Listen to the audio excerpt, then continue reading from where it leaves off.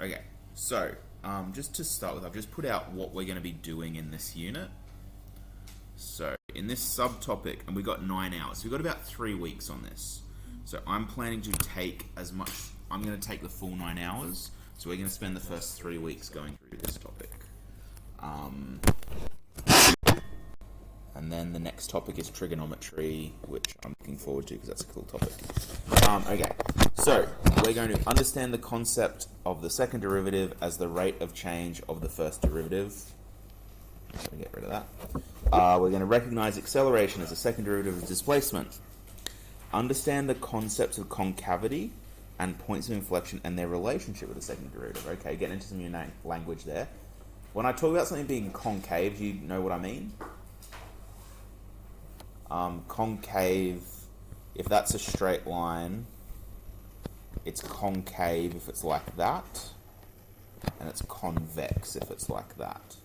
So convex bulges outwards, concave bulges inwards. So we'll be looking at topics to do with that later on, not today.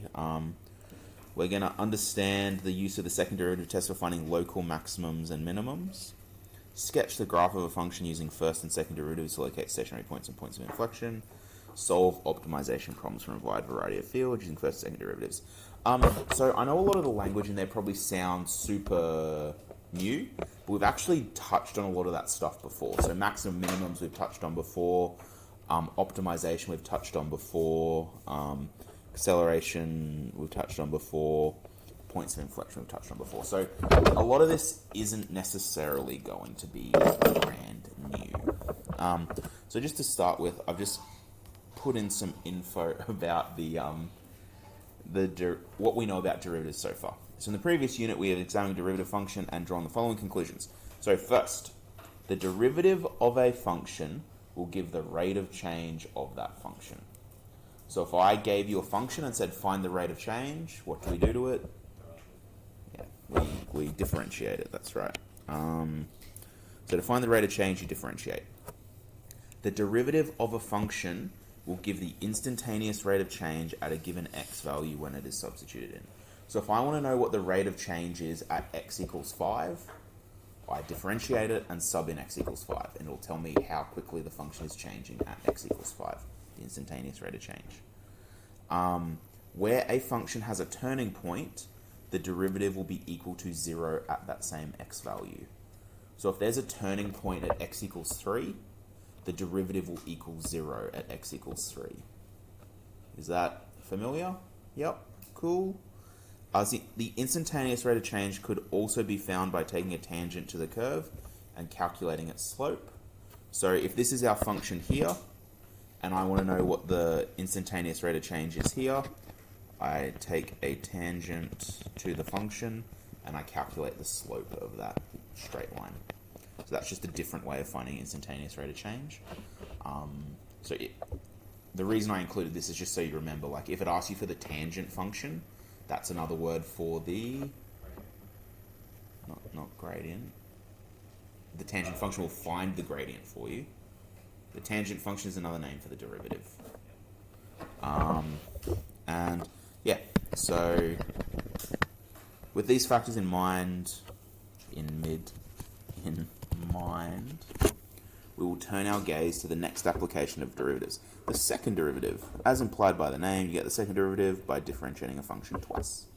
Pretty simple. So if our function is fx, the derivative function is f dash of x, and the second derivative is f double dash x, or f dash dash x. I normally say f dash dash x. So in this section of Unit 4, we're going to look at practical applications of second derivative, including how to test critical points of the function. We're not going to get to that today. Today we're just going to practice with our second derivative. So let's determine the second derivative of this function. So if f of x equals that, f dash of x will equal what, Nikhil? So if I'm going to differentiate 3x squared plus 4x minus 10.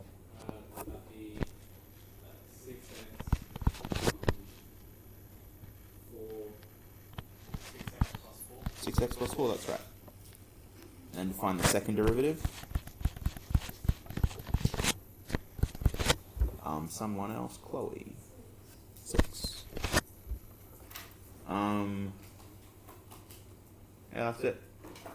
We just differentiate it twice to find the second derivative. What I think is really interesting about this second derivative is it's constant. There's no change. It's just 6. It's always 6, no matter what the x value is. So what that means is the derivative of my first derivative is 6, which means the rate of change of that first derivative is always 6. The first derivative is always increasing at a rate of 6. Never changes. It's always increasing. Yes. Can you explain again what the second derivative is? Because it's not the rate of change of the rate of change. That is exactly what it is. No. So, this tells us at what rate f of x is changing. So the first derivative tells us what rate f of x is changing. And f double dash x is at what rate f dash of x is changing.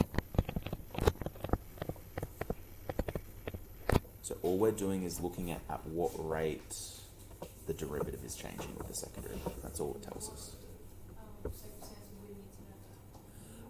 So when we start looking at the when we start looking at maximums and minimums, basically, do you remember last year we looked at if we find where the derivative is equal to 0, that's where the turning point is. And what we did is we looked at, okay, well the function at, I don't know, let's say the function was 0 at x equals 3. And we looked at, okay, well then what will the function be doing at 2.9? What will it be doing at 3.1? Because it'll be 0 there, so it'll be flat, and then it might be like that. Basically, we can use the second derivative to not have to do that process, which is the main reason we do it. Okay. Yeah, I gave myself way too much room to solve it, because that's it. F double dash of x equals 6. Let's look at a more complicated one. I made this one deliberately annoying, so you're welcome. I want to differentiate f of x. So if f of x equals 4e to the 3x squared, I'm going to have to use one of my extra derivative rules on this one. Am I going to use the chain rule, the product rule, the quotient rule? Chain. So can someone refresh my memory, what is the chain rule? Yeah, derivative of the inner times derivative of the outer. For this particular function here, what would be my inner function? 3x squared. So that would be my inner, and then the whole thing would be my outer. So what's the derivative of 3x squared? 6x. And what's the derivative of 4e 3x squared? 4e 3x squared. Because e doesn't change. So we can then combine that to be 4 times 6 is 24x, e 3x squared. Are we happy with that as the first derivative, guys? Yeah. Cool. To find the second derivative, is it going to be the same or is it going to be harder to find the second derivative? Is it, when I say harder, I just mean, is it going to be more to do or the same to do?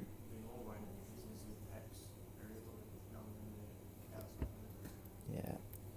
There's actually now 2 functions of x.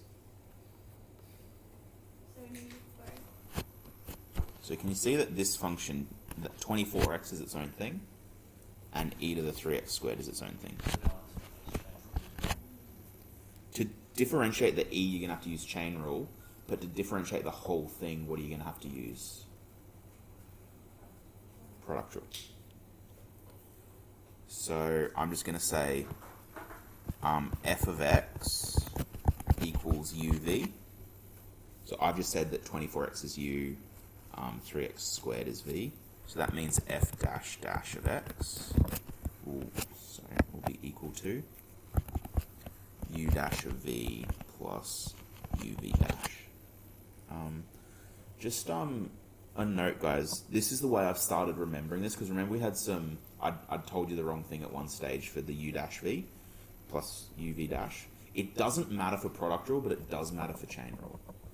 Because for plussing them, it doesn't matter, but when you're subtracting them, you need to have them in the right order. I always put a dash after the first u. That's the way I remember it now. U dash v, and then the other one is the opposite. So if you're then doing quotient rule, it would be u dash v minus uv dash over v squared. Yes. Even though we're supposed to remember that, on the formula sheet it was the other way. If we use that the way it If says you on the formula sheet, do we get that wrong? No. It was The formula sheet had the formula sheet, yeah, had it like that. They use different notation than u and v. They use f dash and g dash. F of x and g of x, but it's in that same order. Okay. Anyway, so let's just quickly do our u and v over here. U dash v dash. So u is 24x. So what's u dash? 24. V is e to the 3x squared. So how are we gonna... We're gonna have to differentiate this like we did in the previous step. So using chain rule. Derivative of the inner times derivative of the outer. My inner function would be 3x squared. My outer function would be the e to the x. 6x e to the 3x squared, that's right. So my second derivative will be u dash v, 24 times e to the 3x squared plus uv dash, 24x x times 6x e to the 3x squared. If you left that answer there, I'd probably be fine with it, but I just want to clean it up a little bit. The first one, 24e x squared, we can't really touch. But the second one, 24 times 6, 20 times 6 is 120, 4 times 6 is 24, so that would be 144. And then x times x is x squared, e to the 3x squared. I just want to make it really clear. I know that this is can be quite a, it's quite an involved problem. We've had to do quite a lot of derivatives here. But the secret to doing these is just like we have, just take it one step at a time. And at each step, ask yourself, what do I need to do here? So at that first step, I looked at it and said, okay, what do I need to do here? I have an outer function and an inner function, so I need to use chain rule. For our second derivative, I looked at that and said, okay, what do I have here? I have a first function of x, and I have a second function of x. So I'm going to have to use product rule. And then in the product rule, okay, that e is still a chain rule problem. You need to make sure that you're asking yourselves these questions as we go. How do I solve this? How do I solve this? How do I solve this? And as long as you keep doing it in those steps, you'll eventually get to the answer. You just got to chip away at the steps until you get there.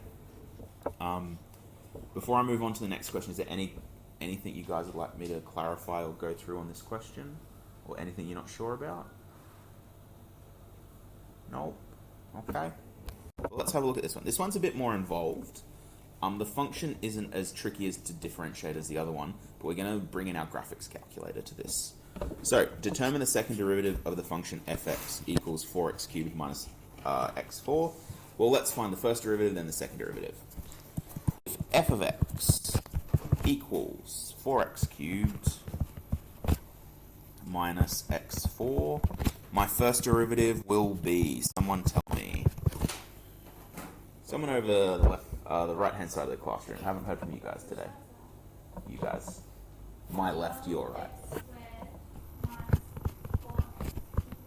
4x cubed, thank you. And then the second?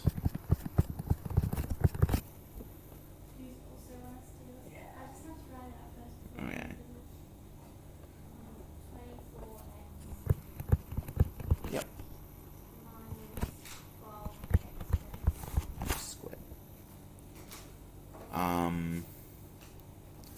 So we want to sketch these on the same set of axes.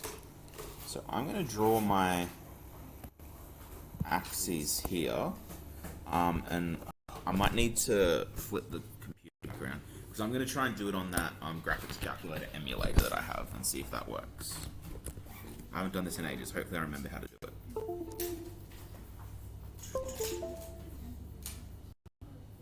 Okay, there.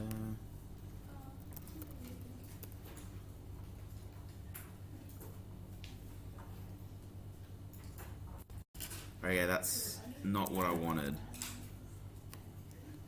Maybe I need to search TI, not Texas. Ah, no, I don't think that's it either. That's not it, sir. No, that's just how to connect. That's how you download games. Yeah. Oh yeah, that's not. Sorry, I should have reminded myself how to do this morning. Ah, TI-84 Smart View.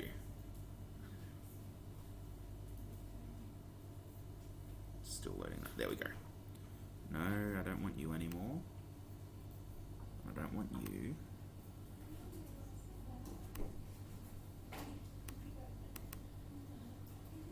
Oh my goodness.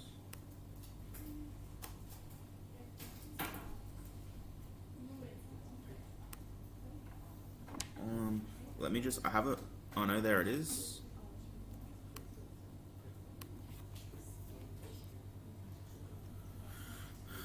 Okay. Here we go, guys. So, let's clear that off. So, oh goodness.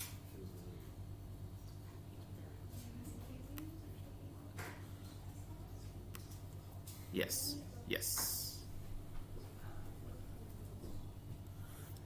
Okay, sorry guys, just the joys of technology. So, we want to put our functions into our graphics calculator. So y equals 2. Yeah, we're going to put all 3. I'm going to do them one at a time though, just because I want to make it clear which is which. It's easier to see if you do them one at a time. So we're going to do 4x cubed, arrow to get out of that, minus x4. And let's look at my graph and see if that gives me a good view of the function. It's thinking. Alright, that's not too bad. So, what's my window at? Just so I know. Negative 10 and 10. Yeah, that's fine. Oh, and then it actually, having looked at that again, it comes back down. So what I want to do is I want to see where it turns around at the top. So I'm actually going to change which axis. Which one? Yeah. So what I might do is I might go to my window, and for the y min, y max, I'm going to make it... So I might just change the y max to 20 instead of 10.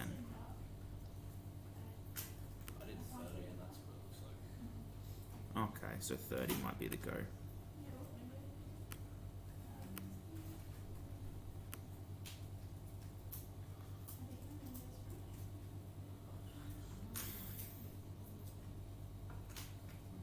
Okay, so what I'm going to do is I'm going to come back to my sketch. And I'm just going to try and draw that in.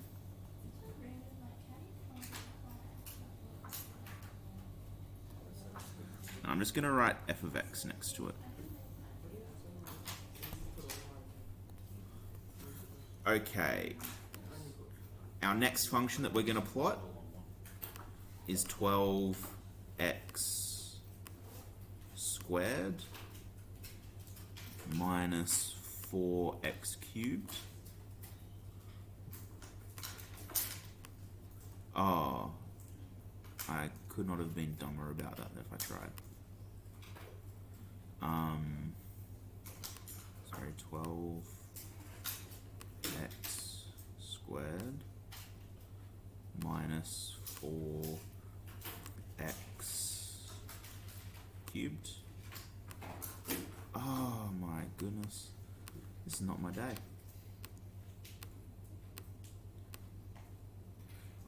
So what I did there, guys, is I forgot to go arrow across after my squared, and it kept on doing everything else inside that exponent. Okay. And let's graph him. And what do we get this time?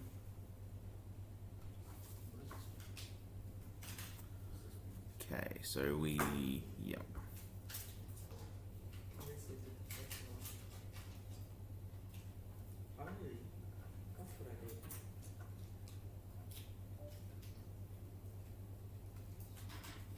Something like that.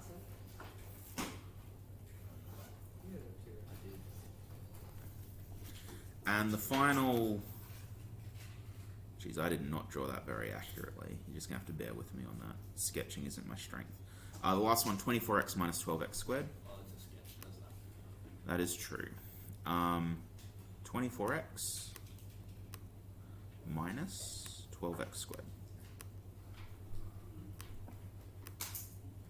Before I plot this, I'll take this moment to just point out, can you see that where the blue function is equal to 0, so at the origin and then at this point here, what's happening in the original function? A turning point. So if I now take the derivative of the blue function, I would expect that the derivative of the blue function will have a turning point, a 0 value here and a 0 value there, because the function that it's finding the rate of change of has a turning point at those points. So let's graph that. As it loads, yep, there we go. So it looks something like that. Dash dash of x. That would be cool if it was touchscreen. Okay. Are we confident with using our graphics calculators to do this kind of thing, doing the windows, all that? Yep. Sweet. Okay, so I don't need my emulator up anymore, so I'm just going to go back into this. I'm not going to do it now because we're plotting 3 things, but sometimes, especially if in an exam it said sketch this function, it was just 1. What information do you reckon you'd be required to supply with a sketch? The intercepts, yeah. So if this was a for real exam question and you were just plotting f of x, I'd expect you to give me that intercept, and perhaps, depending on what type of question it was, label the maximum and minimum points or the turning points would be a good idea also. Yeah, look at how many marks it's worth. Like if it was a 1-mark question that said sketch, you're just gonna get 1 mark for the sketch. But if it'll normally say sketch, labeling any important points, and that'll generally be worth a couple of marks. Yep, Leo? You may. So we just got to do question C now. Solve for f dash dash of x equals 0. So I don't need you anymore. So we want, so I get my red pen back. For question C, we want f dash dash of x equals 0. So all I'm going to do in my f dash dash of x equation, replace f dash dash of x with 0. So therefore, 0 is equal to 24x minus 12x squared. And I just need to solve for 0. I am going to... I'm just going to... Looking at these two, can you see they have a common factor of 12x? So I'm going to say 0 is equal... I'm just going to pull that factor of 12x out the front. 12x times 2 is 24, and 12x times x is 12x squared. So from that, what values does x have to be equal to? What values could x be equal to make that equal to 0? Yeah, that's right. If this first x is 0, is the whole thing 0? Because it'd be 0 times whatever's in the bracket, so that whole thing will become 0. If inside the brackets it's 2 minus 2 is 0, and therefore whatever the front bit is will be multiplied by 0. So 2 or 0. Does that actually fit with what our sketch showed? That our second derivative had a intercept at 0 and an intercept a little bit after it, 2. And if we really wanted to check, we could then just like check that in our graphics calculator. Use the table probably would be the quickest way to do that. Are there any questions about that, guys? Yeah. Okay, so my equation is 0 equals 12x bracket 2 minus x. So there's what's it called? The null factor law. But basically anything times by 0 equals to 0. So to make this equation on the right hand side equal to 0, I either need to make this front bit equal to 0 or the back bit equal to 0. 12 times something, and I want that to equal 0, the only thing that can be is 0. So, and then it will be 0 times the brackets. So no matter what's in the brackets, the whole thing is equal to 0. And then inside the brackets, 2 minus something equals 0, or 2 minus 2. And then the 12 times whatever times 0, the whole thing is going to be 0. So you just got to make it so that the entire thing is equal to 0. Right, so I do have here practice, page 444, question 2, 3, 5, and 8. These questions are pretty much all either find the second derivative or find when the second derivative is equal to 0. So that's all we're going to be practicing today, guys. So pretty easy on. Yeah. So let's have a crack at those. Would anyone be requiring a textbook to borrow? Yes, we are doing the textbook. Oh, you need it. Sorry. Okay. You can grab this one.